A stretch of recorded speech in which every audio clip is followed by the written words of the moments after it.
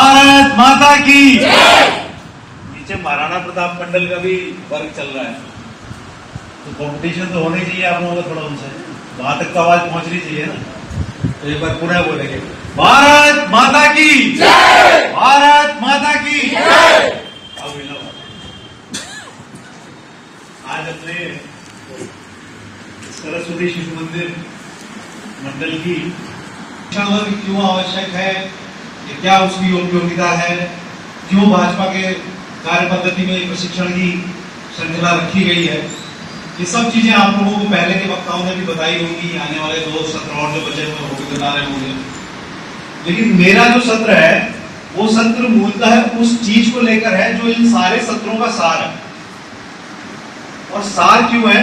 जब हम बात करते हैं अपनी कार्य पद्धति की, जब हम बात करते हैं अपनी विचारधारा के विस्तार की, जब हम बात करते हैं अपनी सरकार की उपलब्धियों की, जब हम बात करते हैं हमारे संगठन की कार्यशैली की,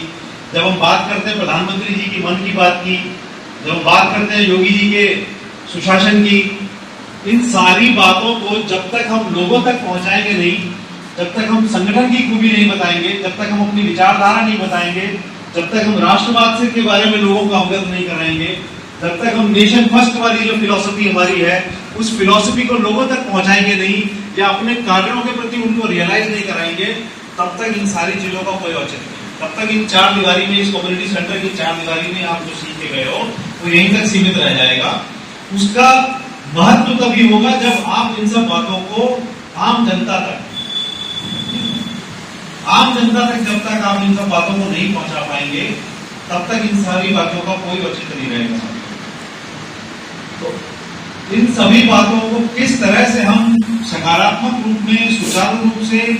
और प्रभावित रूप से हम लोगों तक पहुंचा सकें, उसका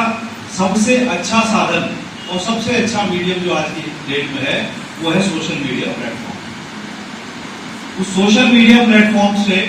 जब आप अपनी अभिव्यक्ति करते हैं अपने विचारों की, जब आप अपने कार्यों की अभिव्यक्ति करते हैं, एक्सप्रेस करते हैं अपनी चीजों को, तब लोगों को पता चलता है कि जी हाँ, देश में क्या हो रहा है, या इस सरकार ने क्या किया है, या संगठन क्या कर रहा है, भारतीय जनता पार्टी सही मायने में है क्या पार्टी। आप सबको सोशल मीडिया क्या है ये तो बताने की मुझे लगता नहीं कोई आवश्यकता है। नोएडा जैसे कार्यकर्ता, जैसे नोएडा जैसे महानगर के कार्यकर्ताओं को तो बिल्कुल भी आवश्यकता नहीं कि सोशल मीडिया होता क्या है। आप सब जानते हो सोशल मीडिया एक माध्यम है जिस माध्यम से हम लोग अपनी चीजों को, अपनी उपलब्धियों को, अपने कार्यों को लोगों तक पहुंचाते हैं, दिखाते हैं। अपनी चाहे पर्सनल चीजें को, आप लोग कहीं घूमने फिरने जाते हो, आप लोग कहीं कुछ इस तरह की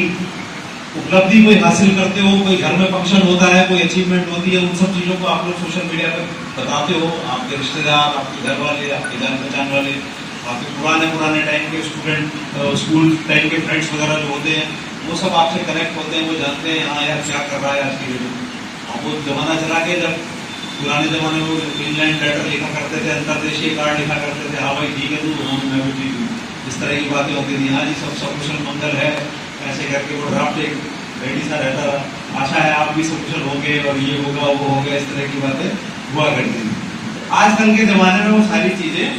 नहीं है, क्योंकि लोग आपके साथ सोशल मीडिया प्लेटफॉर्म पे उपस्थित हैं। वो आपकी दिन प्रतिदिन की गतिविधियों पर नजर रखते हुए हैं, वो आपकी हर चीज को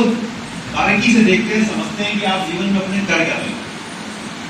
तो जो आपके जीवन एक तरह से ट्रांसपेरेंट हो जाता है, अपने पारदर्शी हो जाता है, आप पता चलता है कि आप क्या दिखा रहे हो, क्या कर रहे हो, उनको सबको उसकी जानकारी मिलती है। तो सोशल मीडिया एक उस तरह का प्लेटफॉर्म है जहां पर जब आप अपनी जानकारी साझा करते हो तो बहुत सारी जिम्मेदारियां भी आपकी बढ़ जाती हैं। खासकर आज इस हॉल में अभी जितने भी 447 लोग बैठे हुए हैं, हम में से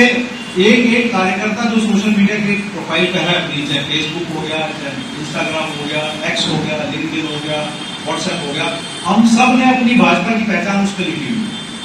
लिखी हुई है कि नहीं लिखी? सबने लिखी हुई है ना, मानते हैं ना? अपना पद लिखा होगा, मैं मंडल में फलाना उपाध्यक्ष हूँ या मंडल में सेक्टर प्रभारी हूँ।